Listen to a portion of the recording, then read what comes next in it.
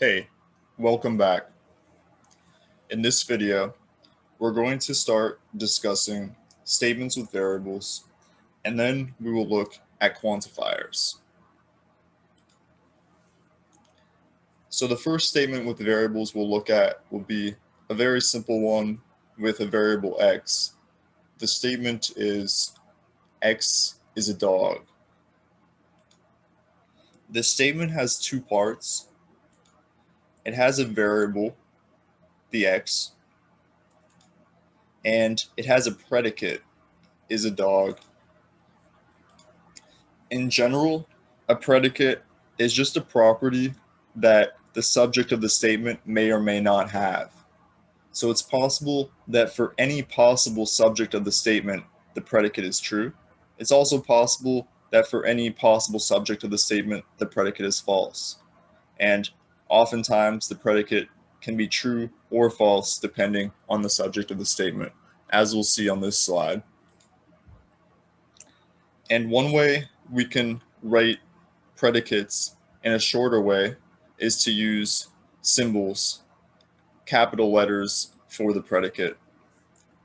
For example, we can write this predicate, x is a dog, as p of x, where p denotes the predicate, is a dog. And another name for a predicate is a propositional function. And we can think of this function as taking an input. In this case, the input is the variable x, and the function's output is the truth value of the proposition when we put that input in for the variable. And the truth value can either be true or false, and we denote that T or F. For example, when we consider this specific P, X is a dog, and we evaluate P of Lassie, the truth value is true for that one because Lassie is a dog. If we evaluate P of Garfield, the truth value for this one is false because Garfield is not a dog. Another thing I'll mention, for this specific example, x is a dog, this propositional function only had one input. In general, propositional functions can have more than one input, and we're going to see some propositional functions like that on the next few slides. So here is a propositional function, p of x, y, that has two inputs, x and y. And we'll look at some examples for x and y, and we'll determine what is the truth value for p of x, y in these examples. So for these examples, I think it helps to write the x and y above the specific inputs. So that's our x, that's our y, and then we can see which input is which. For this first example, it doesn't really matter because x and y have the same value, 0. If we want to check whether the propositional function evaluates to true or false, we just plug in these inputs into the statement up here, and we see whether the statement we obtain is true or false. So for this first one, the y is 0, so we'll write a 0 on the left. The x is also 0, so we're going to write a 0 squared on the right, just like up in the statement, the y on the left, the x squared on the right. I'll put a question mark after that because we need to determine whether it's true or false. Both sides of that, when we simplify it, they evaluate to 0. So this one is clearly true. So moving on to another example. What if x is 1 and y is 1? Again, they're both the same. We'll write the y value on the left, the 1, because we're following the statement up here. And we'll write the x squared on the right. Our x value is 1, so 1 squared. Put a question mark here. And this evaluates to true.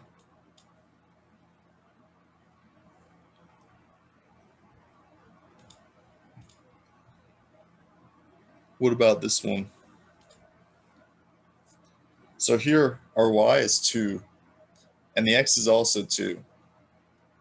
So we'll write the y on the left, 2, and then x squared on the right with x equals 2, so 2 squared, question mark. In this one, unlike the others, we get false. Because here, x squared does not equal x. Let's look at one more. So this one's kind of related to the last one. So here our x is minus 2 and our y is 4. So we write the y value on the left, the 4, and we write the x squared on the right. We evaluate both sides. Both sides are equal to 4, so we get true for this example. And I think that's the last example for this propositional function p. So we'll go on to another propositional function.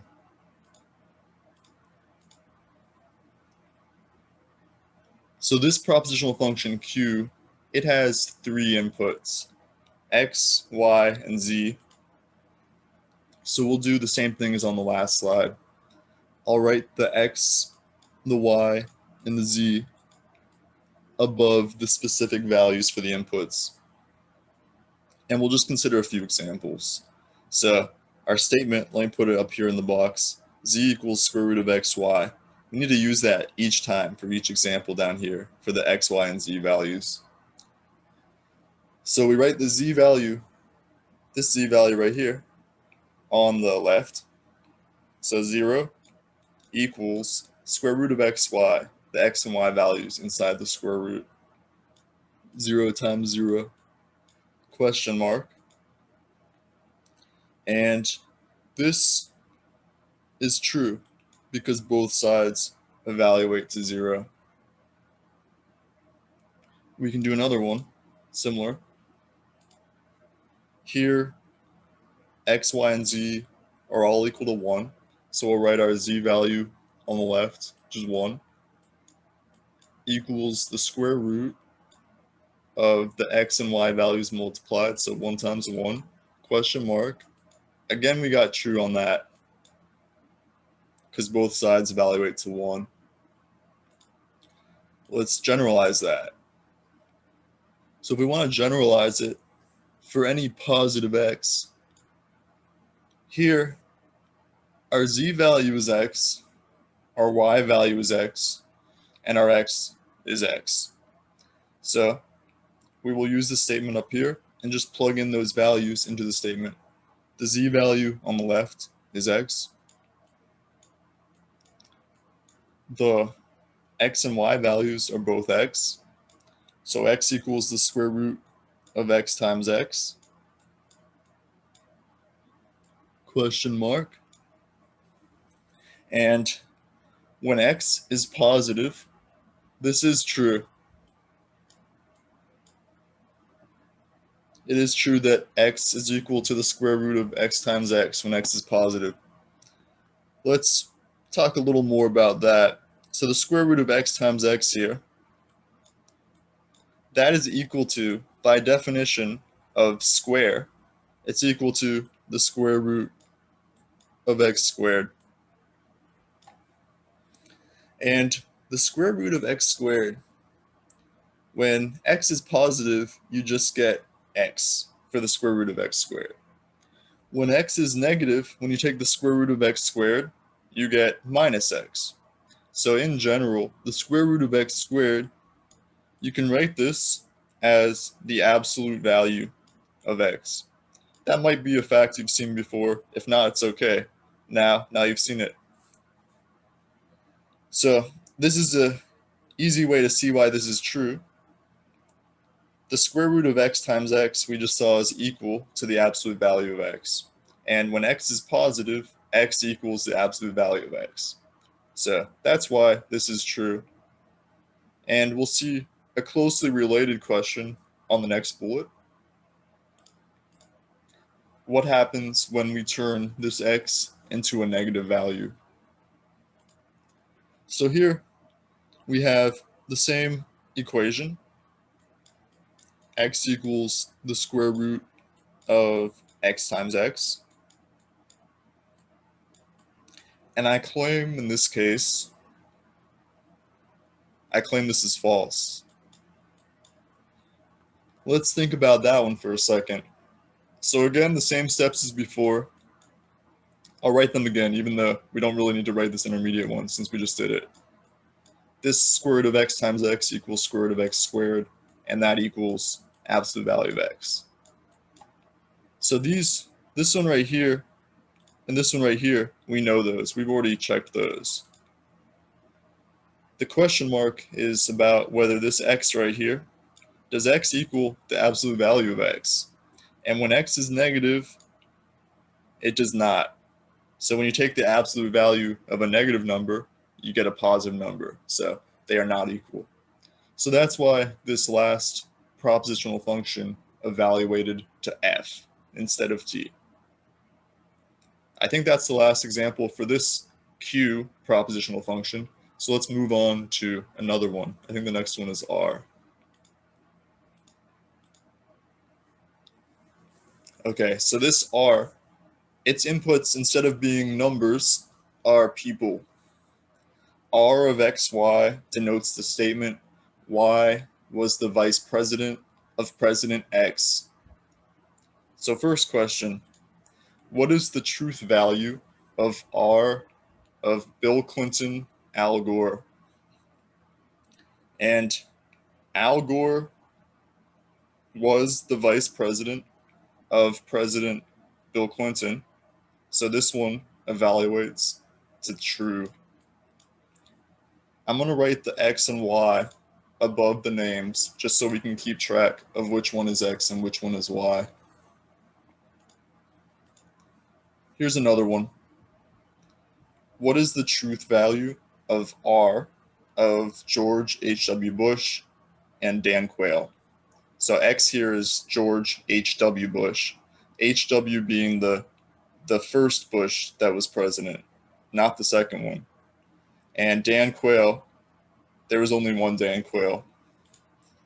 And the truth value for this, like the first one, it is true.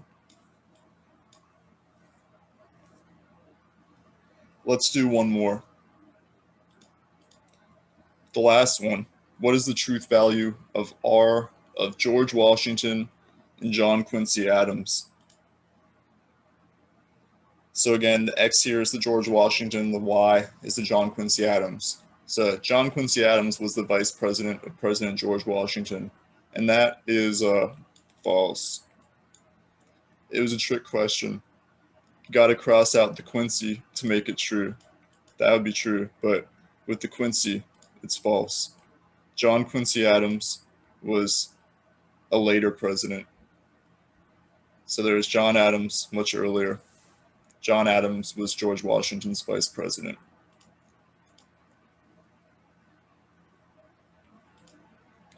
So now, let's move on to quantifiers. So when we have a proposition with quantifiers, we'll always be discussing some universe. It doesn't make sense to use a quantifier unless we have some universe. Another name for the universe is domain. Here's some examples of universes that we've seen before and we'll see a lot in this class. This one, the natural numbers, we denote it with a big N. And these are the numbers, I'll do an arrow. 0, 1, 2, 3, 4, and so on. So it's all the positive integers and then also 0. Here's another universe that we'll see a lot. That's the integers. Integers, just as a reminder, what are these? We can list them like this. We can do 0, -1, -2, going forever that way, and 1, 2, 3, going forever that way. So all the positive numbers, all the positive integers, not numbers, because integers we're only including 0, 1, 2, 3, the counting numbers, and their additive inverses. So -1, -2, -3. And we can include more numbers than that, but that gives us a larger domain than the integers, and that's the next one on this bullet. And the next one is Q, the rational numbers. So far we have N. N is the natural numbers. Z right here, that's the integers. And then we have this Q. So the N made sense. N stood for naturals. Z, there's no Z in integers, so that one might be harder to remember. Q, there's no Q in irrationals, but you can think of rational numbers as of the form numerator over denominator. Numerator over denominator is a quotient. Q is for quotient, so that's why there's the Q there. So rational numbers, these are of the form integer over integer. So if you take the quotient of two integers, and this one on the bottom cannot be equal to 0, that will give you rational numbers. And any rational number can be obtained by taking the quotient of one integer over another. So that's the rationals. And I'll mention one more set of numbers, one more universe that we'll see a lot, and that is the reals.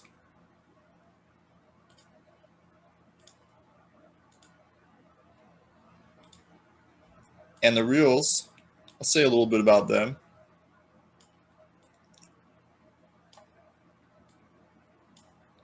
So the real numbers are the number line. We have 0 right here. And any number going in either direction. Everything here is a real number. So anything on the number line. So there's some real numbers we know that are not rationals. For example, something like the square root of 2, pi, e. There's many real numbers that are not rationals. So the largest universe that we've written here is the reals. And the next largest is the rationals. And then the integers contain all the natural numbers. So the natural numbers are properly contained in the integers. There are some integers which are not natural numbers, all of the negative integers. And each of these sets, all the sets to the right, there are elements of them that are not in the sets to the left. So these are just some examples of universes. And let's go on. So we're going to discuss several kinds of quantifiers. We'll start with the most common two types of quantifiers, just standard universal quantifiers and existential quantifiers. I'm going to erase the drawing so we can see all that. And we'll also discuss a less common kind of quantifier, the uniqueness quantifier. And we'll use that sometimes as a shorthand in this class. We're also going to look at quantifiers with restricted universes. And then we'll see statements that have multiple quantifiers. And we'll look at how to evaluate their truth values.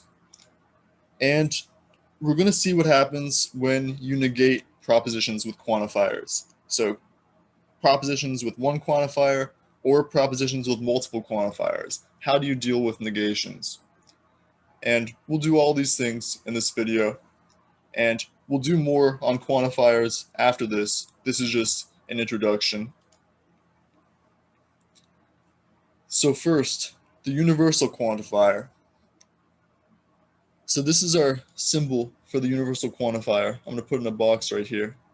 It looks like an upside down A, and then followed by whatever variable you're quantifying over. Here, we're using the variable x. So we write this upside down A, X, and then our predicate, and then it takes the input X right there. And we say this as for all X, P of X. That's the short way to say it. You can say it, since it's discussing a specific universe, you can, the for all X, P of X is a shorter way of saying what we mean for this specific universe. And what we're saying is P of X for all X in the universe.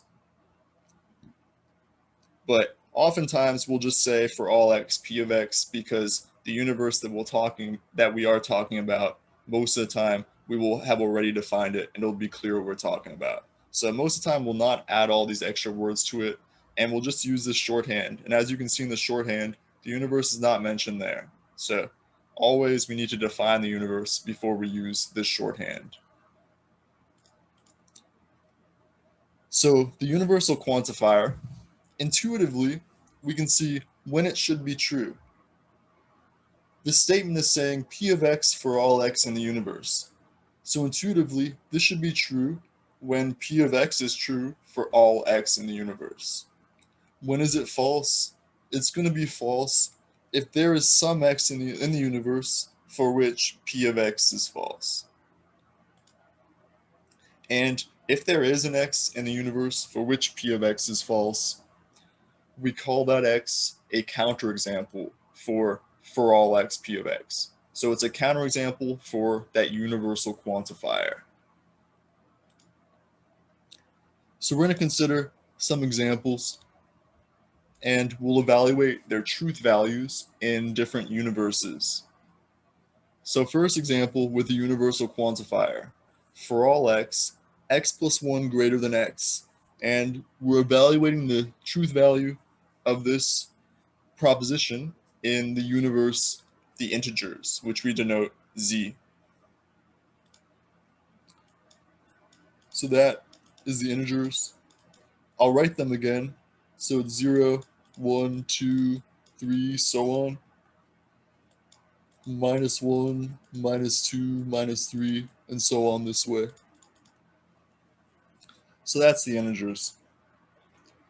And we can see for every integer x, it is true that x plus 1 is greater than x. So that statement, for all x, x plus 1 greater than x, it is true in this universe, the universe of integers. And it's also true in all the other universes we discussed, the natural numbers, the rationals, and the real numbers. Whenever you take x plus 1 for any of these numbers, it's always going to exceed x. So let's consider another example. Here's one. For all x, x plus 1 does not equal 0. And our universe here will be the natural numbers. The natural numbers, let me remind you which numbers these are. These are 0, 1, 2, 3, and so on. So it's 0 and all of the positive integers. And I wrote that in the first bullet. So for all x in these natural numbers, we can see that when we evaluate x plus 1, so when we plug in x equals 0, x equals 1, x equals 2, and so on into x plus 1, we're always going to get a positive number. So as long as x is at least 0, then x plus 1 is positive. And that means that x plus 1 is not equal to 0, because positive numbers are non-zero. So the statement, for all x, x plus 1 does not equal 0, it is true in this universe of the natural numbers. However, if we look at these other universes, we can see it's false. Why would this be? Well, x equals -1. That x value is in all of these universes. -1 is an integer, -1 is a rational number, and -1 is a real number. So the statement is false in those universes because for all x, x plus 1 does not equal 0 has a counterexample. So whenever it has a counterexample, it's false. And that counterexample, specifically, is x equals minus 1. So that's why this universal statement for all x, x plus 1 does not equal 0, is false in all three of those universes. It's because all three of those universes contain the number minus 1.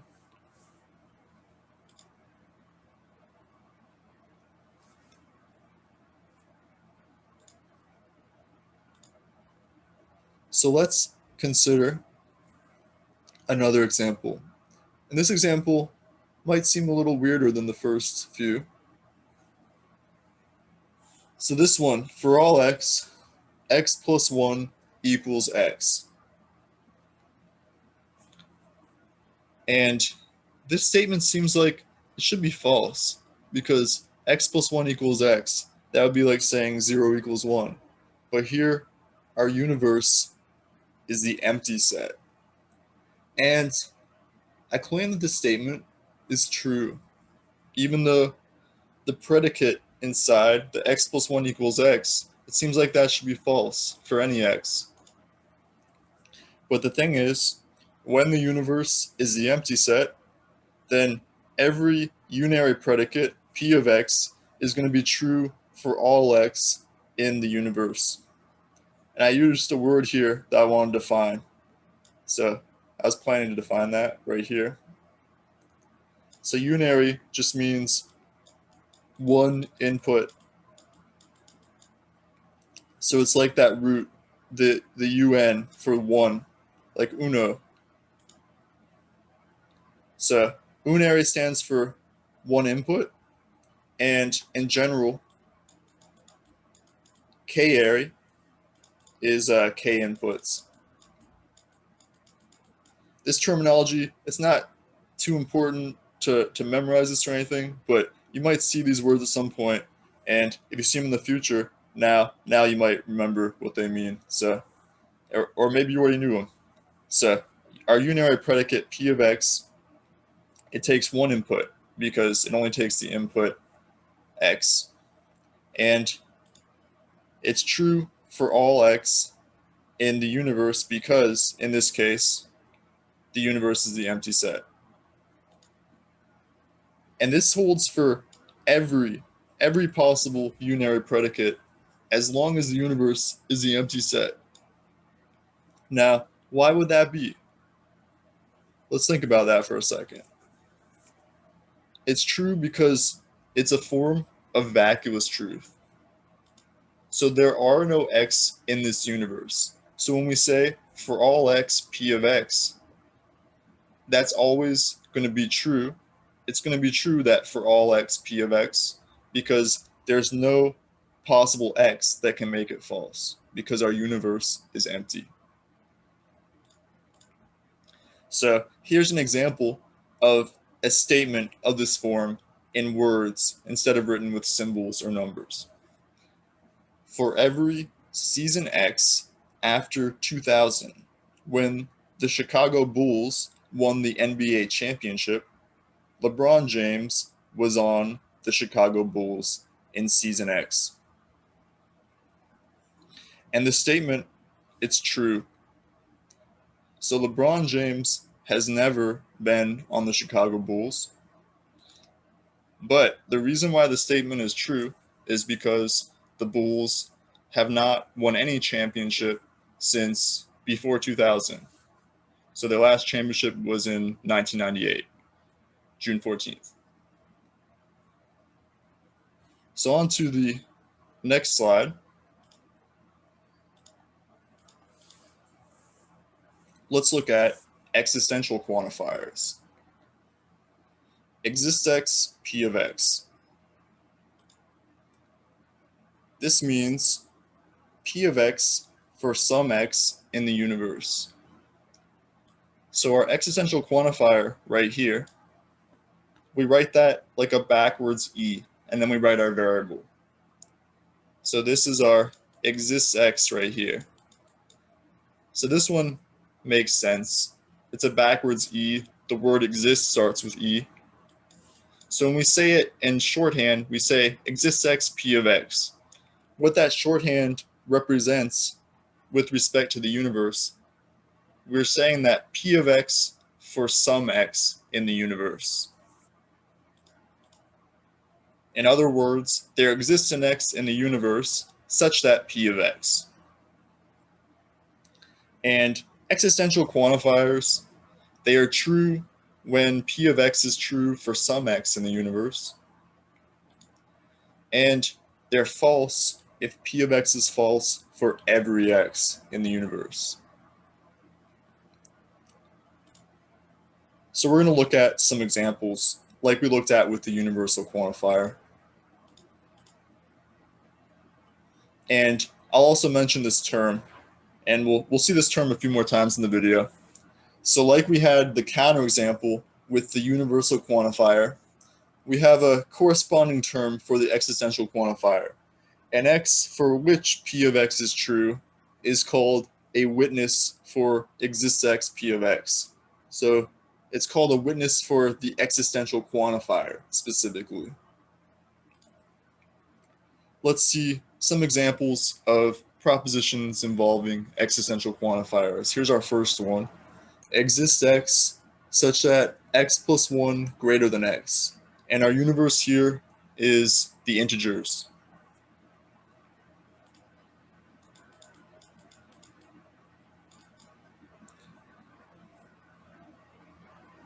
Now, to check whether an existential quantifier proposition is true, we only need to find some witness. So we only need to look for a single integer to see if this is true. We can just go with 0. And if we take x equals 0, we see that x plus 1 is greater than x because 0 plus 1 is greater than 0. So we've just shown that there does exist an x such that x plus 1 is greater than x in this universe of integers. So that statement is true. Exists x, x plus 1 greater than x. It's true in this universe. And earlier in this video, we saw that for all x, x plus 1 greater than x is true in the same universe, the universe of the integers. And it's pretty easy for us to see that if we have some non-empty universe, this is really important here. I just want to highlight this word. The non-emptiness is what's making this true. If we have a non-empty universe where we have the universal quantifier true for all x p of x, then we also have exists x p of x true. And the reason for that is because if the universe is non-empty, that means the universe has some element. And if we have for all x p of x true, then we have p of x is true when x equals that element. And so that gives us exists x p of x. So we're going to look at another example. Here our example is exists x such that x plus 1 equals 0. And our universe here will be the natural numbers. Natural numbers, I'll write them again, 0, 1, 2, 3, and so on. So again, 0 in the positive integers. And for all x in the natural numbers, the number x plus 1 is positive. We observed that on an earlier slide. So we see, again, x plus 1 does not equal 0. And that means that the proposition exists x such that x plus 1 equals 0 is false in the universe of the natural numbers. However, it's true in these other universes, the integers, the rationals, and the reals, and that's because x equals minus 1. Minus 1 is an element of all of these universes. Minus 1 is an integer, minus 1 is a rational number, minus 1 is a real number. So in all of those universes, exists x such that x plus 1 equals 0 is true.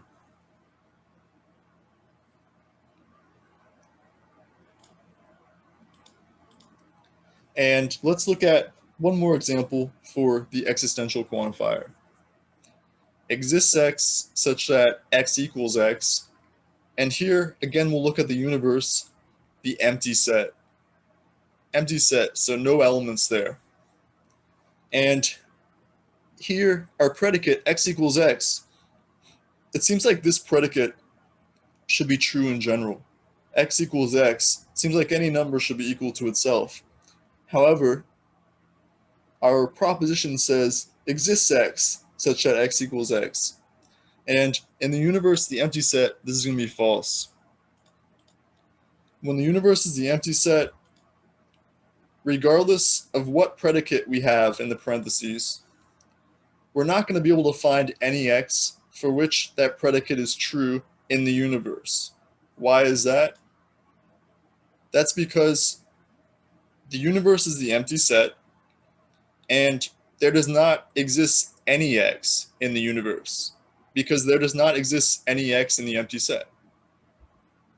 The empty set has no elements. So saying exists x anything in the universe being the empty set wouldn't make sense, because exists x such that something, you'd have to have some x in that universe to exist to have that property. So this is why it's false, just because there doesn't exist anything in the universe.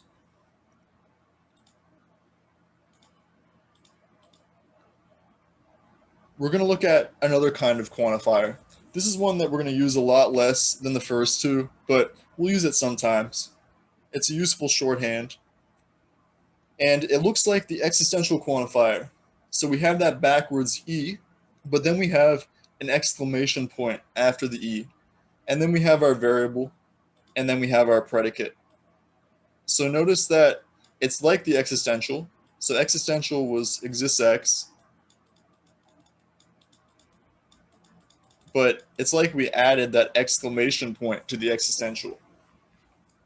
And it makes sense for the uniqueness quantifier to look like the existential quantifier, because the uniqueness quantifier, it's like we have the existential quantifier and we're claiming existence, we're claiming something stronger than existence. So the uniqueness is a restricted kind of existence. And let's go more into that. And I'll erase this here just so there's no confusion with which one is the uniqueness quantifier. So the way that we would say this statement, exists unique x, p of x, in longer words, that statement represents there exists a unique x in the universe such that p of x. Another way to say that that's slightly shorter, but still longer than what I said originally, p of x for exactly one x in the universe. So this uniqueness quantifier proposition here, exists unique x, p of x, it will be true when p of x is true for a single x in the universe. And it'll be false if p of x is true either for no x in the universe or for more than one x in the universe. And we can see that exists unique x, p of x, implies exists x, p of x. So if you have a single x in the universe for which p of x is true, that's your existential witness right there, and that makes exists x, p of x true. So this uniqueness quantifier, like I mentioned before, it's just a more restricted version of the existential quantifier.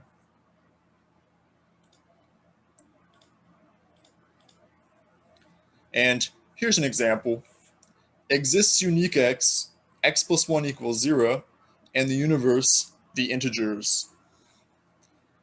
And we can check this by seeing that for the integer x equals minus 1, it's true that x plus 1 equals 0, because minus 1 plus 1 equals 0. And if we take any other integer besides minus 1, and we let that integer be x, we will find that x plus 1 is not equal to 0. The only integer x for which x plus 1 equals 0 is x equals minus 1. So in this case, this proposition with the uniqueness quantifier is true. It's true in the universe, being the integers. And again, as a reminder, integers include negative integers and positive integers. So 0, 1, 2, 3, and -1, -2, and so on. We can look at this same uniqueness quantifier proposition for some other universes. For example, the universe of the natural numbers. And in the natural numbers, there's no x, such that x plus 1 equals 0. Because as we saw before, for every natural number x, x plus 1 is positive. So this uniqueness quantifier proposition is false when our universe is the natural numbers, but it's true when the universe is the rationals or when it's the reals. And that's because we saw before that -1 is an element of both the rationals and the reals. And of all the rationals and reals, the only element of those sets that satisfies the property that that element plus 1 equals 0, the only one is -1. So -1 is a unique x, which satisfies the property x plus 1 equals 0 in all three of these universes, the integers, the rationals, and the reals.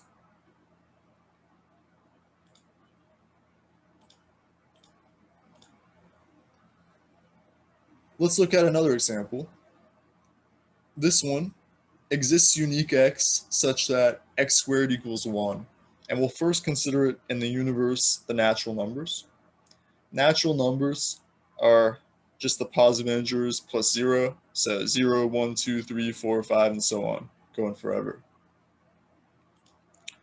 And we can check to see if this is true by observing that 1 squared equals 1. So we do have at least one x for which x squared equals 1 in the natural numbers. And we can see that for any other natural number x, x squared will not be equal to 1.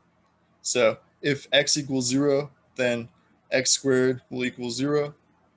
And if x is greater than 1, then that means that x is greater than or equal to 2, which means that x squared will be at least 4. So the only natural number for which its square is equal to 1 is going to be 1. So that uniqueness quantifier proposition at the top is true when our universe is the natural numbers. On the other hand, it's going to be false when our universe is the integers, or when it's the rational numbers, or when it's the reals. Since I claim in those universes there are multiple values of x for which x squared equals 1. And we already saw that 1 satisfies the property 1 squared equals 1. So when x equals 1, we get x squared equals 1. And there's another value of x that gives us x squared equals 1 in these three universes. And this value is not in the natural numbers. And that value of x is -1. So when we consider the integers or the rational numbers or the reals, we get multiple x. So the x is not unique in those situations. So in those universes, we can say that there exists x such that x squared equals 1. So exists x such that x squared equals 1 is true, but exists unique x such that x squared equals 1. This can be false. And this is for these three universes.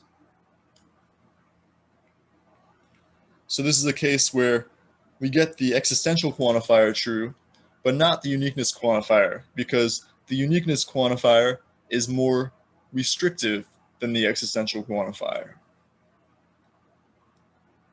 So let's move on. We'll look at some quantifiers with restricted universes. And these hopefully will be pretty intuitive. So let's consider an example. When we restrict the universes, typically we'll restrict it by forcing the values that we're considering to be at least a certain value, or at most a certain value, or not equal to a certain value. So here's an example where all the values we consider in the universe must be at least a certain value, and that value is 0. And our proposition here says for all x greater than 0, p of x, where our universe is the real numbers. In words, we can say p of x for all real numbers x that are greater than 0. That's what that proposition is representing. Here's another proposition written in symbols, and we're going to see what it means in words. In symbols, this says, exists x less than 3 such that p of x, where our universe is the real numbers. What that statement means in words, it means that there exists a real number x that is less than 3 for which p of x. Let's look at another one. Here's another kind of restriction we might have, being not equal to some value. Here, the value that we're not equal to is 0. The quantifier is a universal one, and our proposition says for all x not equal to 0, p of x, with the universe being the real numbers again. And in words, we can say this as p of x for all real numbers x that are not equal to 0. And let's consider another one. Exists x not equal to 3, p of x, in the universe, the real numbers. And we can say what that means in words. There exists a real number x that is not equal to 3 for which p of x. And here's an example. Exists x less than 2 such that x squared equals 4. In the universe, the natural numbers. I'll write the natural numbers up here since I didn't put them in the first bullet. Okay.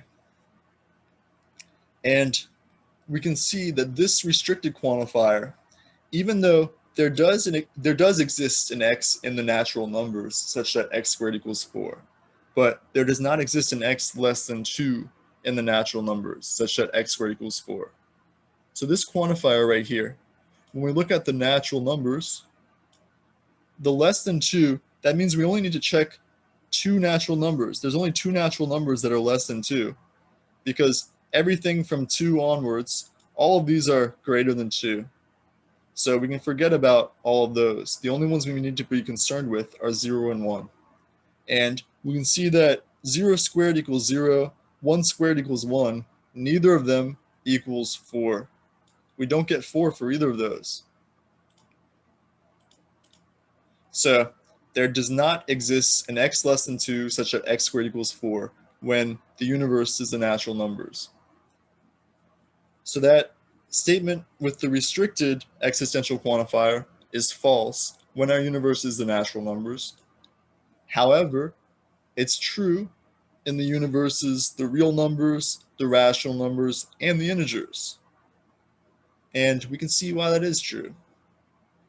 So we can see in those universes, there is an x value less than 2 for which x squared equals 4. Notice that if x equals minus 2, it implies that x is less than 2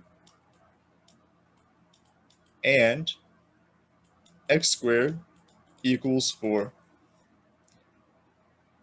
So in those universes, exists x less than 2 such that x squared equals 4 is going to be true, because minus 2, this minus 2 is an element of all of these 3 universes.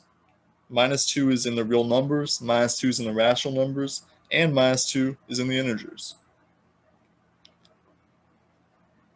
So I think that's all for this example, unless I forgot the last bullet. Good, okay. So now on to our next topic.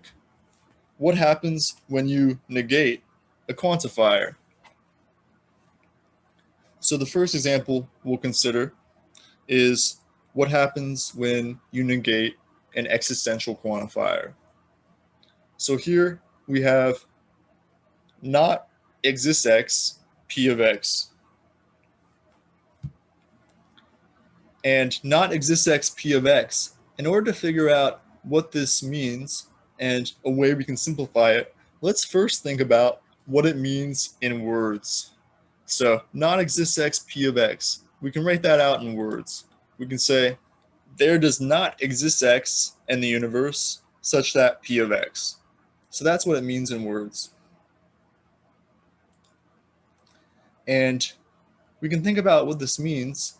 It's equivalent to saying that p of x is false for all x in the universe. And another way to say that p of x is false for all x in the universe, we can say that not p of x is true for all x in the universe.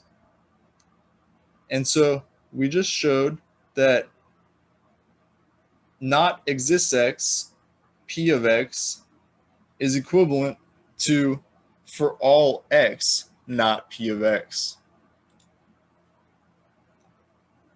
So that's how you can deal with a negation in front of an existential quantifier, is you can just turn not exists x into for all x not. I'm just going to put this in a box for you to see here. We have the not exists x right there. We have the for all x not right here. Everything to the right of it on both sides stayed the same. So that p of x part can be anything there. All we changed was the part on the left, the not exists x. We turn that into a for all x not. We're going to use that a lot. Okay, on to the next slide. What happens when we negate a universal quantifier? So we'll do the same thing that we did with the existential quantifier.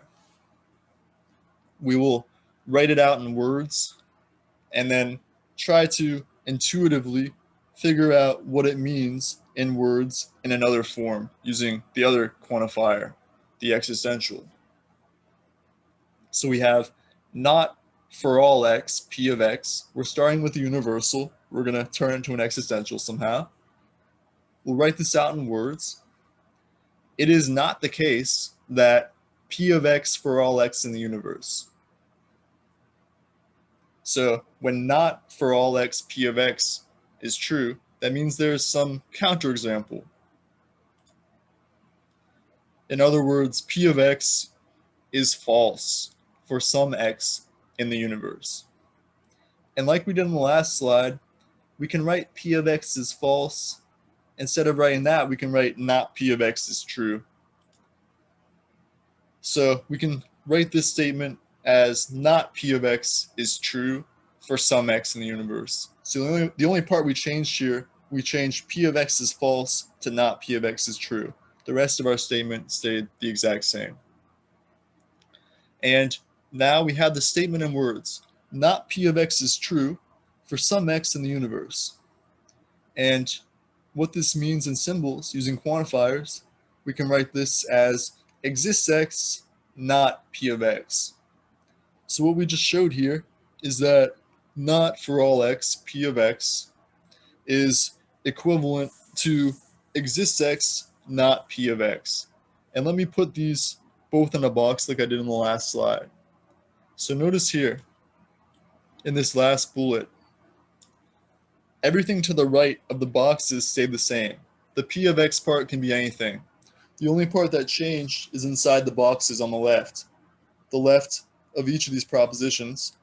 Not for all x, I turn that into exists x not. And we're going to use this equivalence multiple times, just like the last one we saw on the previous slide.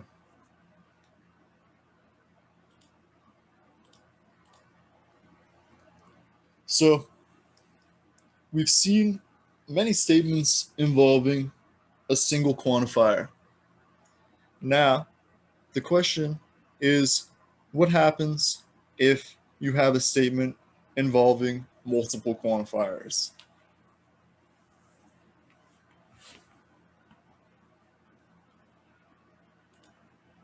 So here's an example of one. For all x exists y such that y equals x plus 1. And these kind of statements, we can evaluate their truth values using the definitions that we saw in the earlier slides. And I want to take this example here, talk a little bit about it, what it means in words. So we've written that example very succinctly, just using these symbols, the universal quantifier and the existential quantifier. But in words, we can say it as for all x in the universe, because whenever we're talking about quantifiers, we're always referring to some universe. So for all x in the universe, there exists y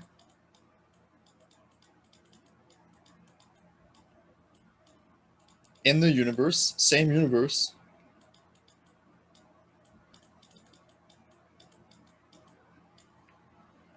and then such that y equals x plus 1. So a good way to think about it is that for all x right here, this for all x is taking a predicate in the parentheses right here. So I didn't write parentheses there. Oftentimes when you see these kind of propositions, they won't have the parentheses.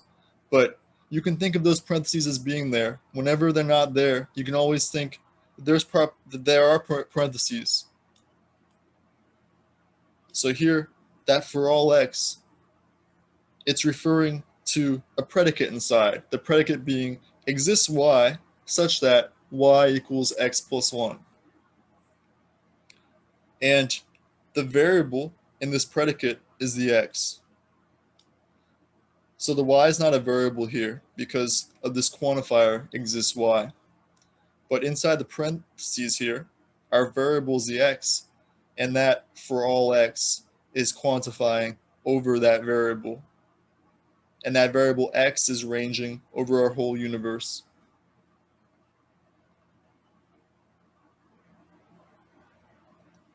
So we'll look at some examples of propositions with more than one quantifier, like this one that we just saw right here. And then we'll look at what happens when you negate a proposition that has multiple quantifiers. And it'll be pretty similar to what we saw with a single quantifier.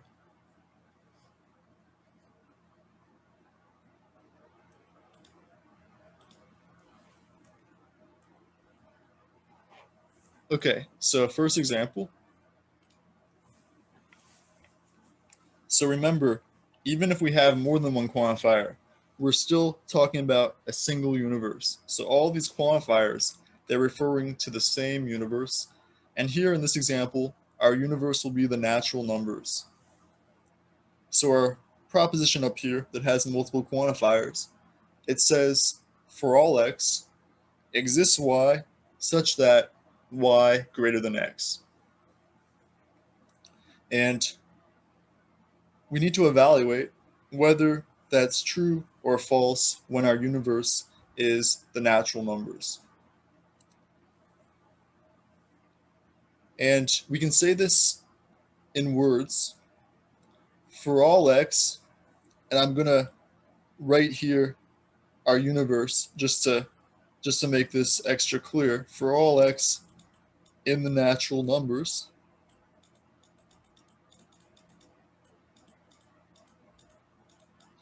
so for all x in the natural numbers, there exists a y, again, in the natural numbers,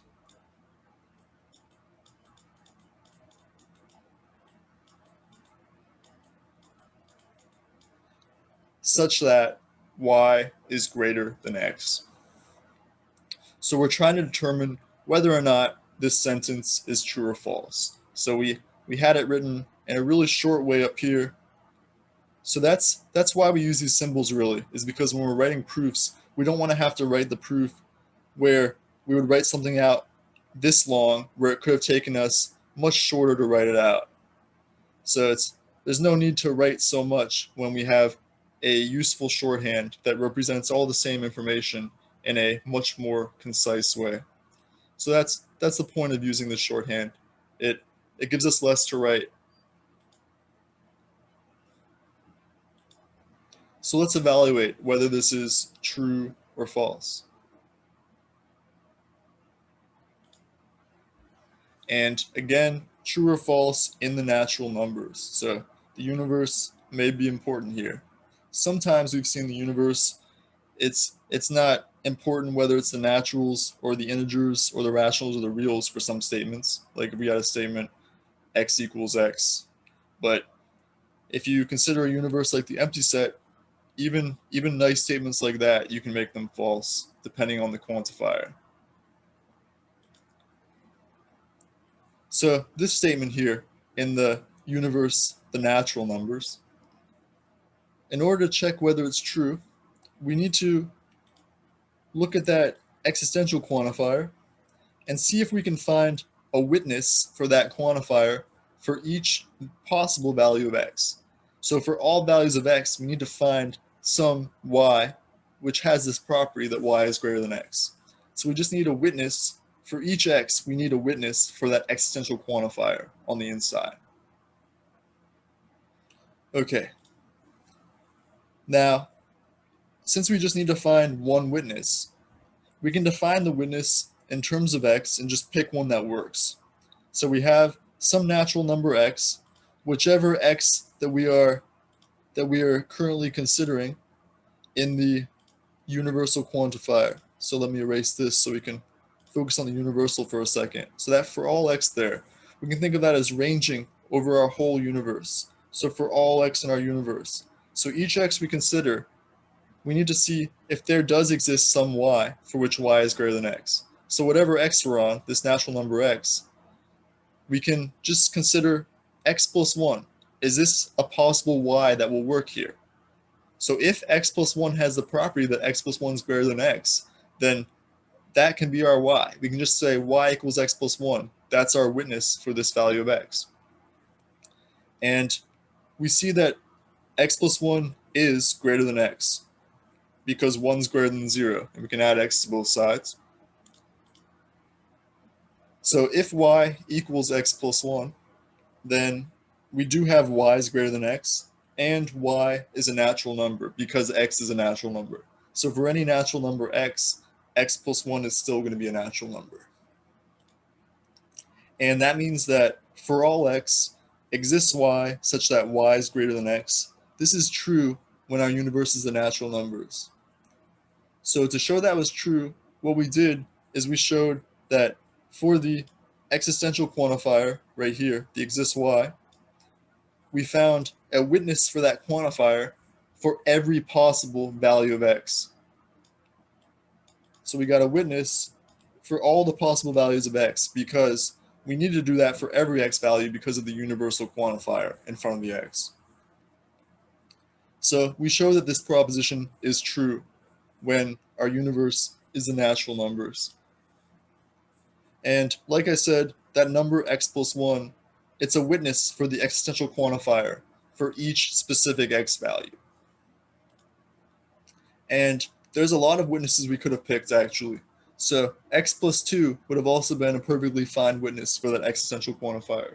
In fact, if we take any natural number c that is greater than 0, so c could equal 1, c could equal 2, 3, 4, 5, and so on. So any positive integer c is another way to say it. Then x plus c would be a witness for that existential quantifier. So we had a lot of witnesses to choose from. I just chose the smallest one.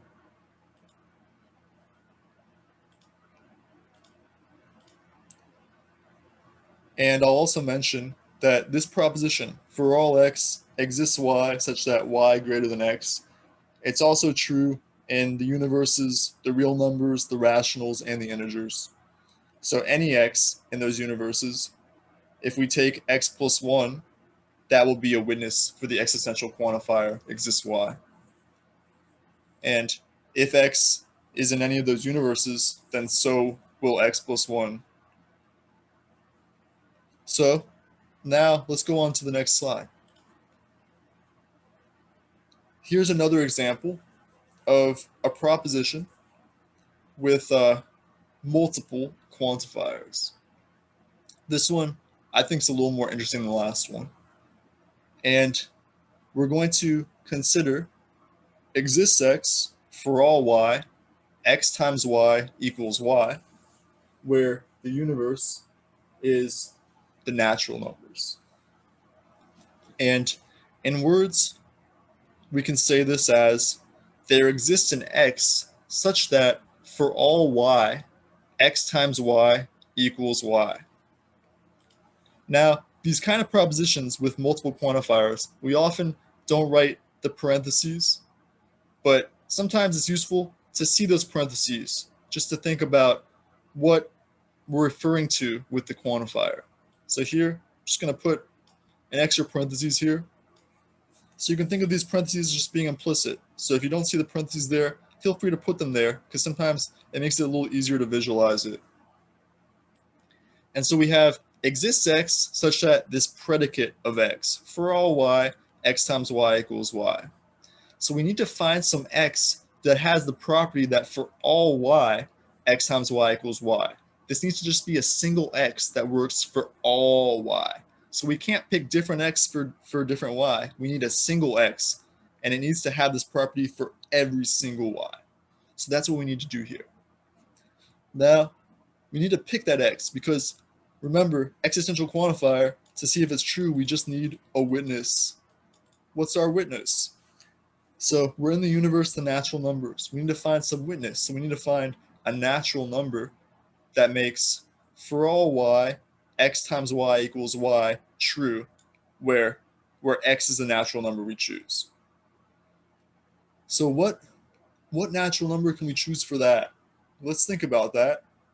Well, there's a special natural number when it comes to multiplication, an especially special one. So let's try x equals 1. So we might as well start small. So the smallest one is 0.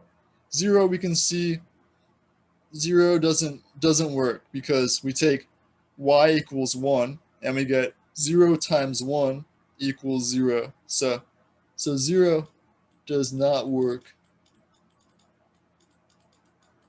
because 0 times 1 does not equal 1. It does not work. I'll say for x. So 0 does not work for x. 0 times 1 does not equal 1. So on to the next value of x, the x equals 1. So we suppose x equals 1. And we see if x equals 1, then x times y, so x equals 1 means x times y equals 1 times y equals y. So we do get that property we want. And this is for all y in the natural numbers. So for all y in the natural numbers, 1 times y equals y. So this is actually the x we're looking for, x equals 1. So this is the witness. X equals 1 is our witness.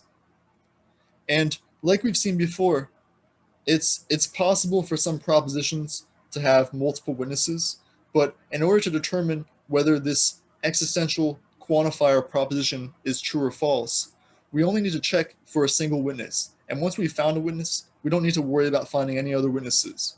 We only need to find that one, and then we're done. And we found one, so we are done. We showed that exists x for all y, such that x times y equals y. It's true in the universe, the natural numbers.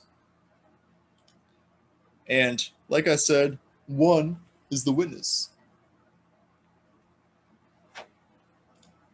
And like a lot of the other ones we've seen, it's still true if you look at the larger universes. So we can go to the integers, we can go to the rationals or the real numbers. It's still going to be true in all of those because we have 1 in all those universes, and 1 has the same property in those universes that it has in the natural numbers.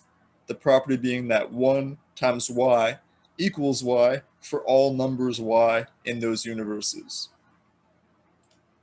So 1 times y equals y for all y in these. So that's why it's still true there, because we still have the witness 1 in all of those universes.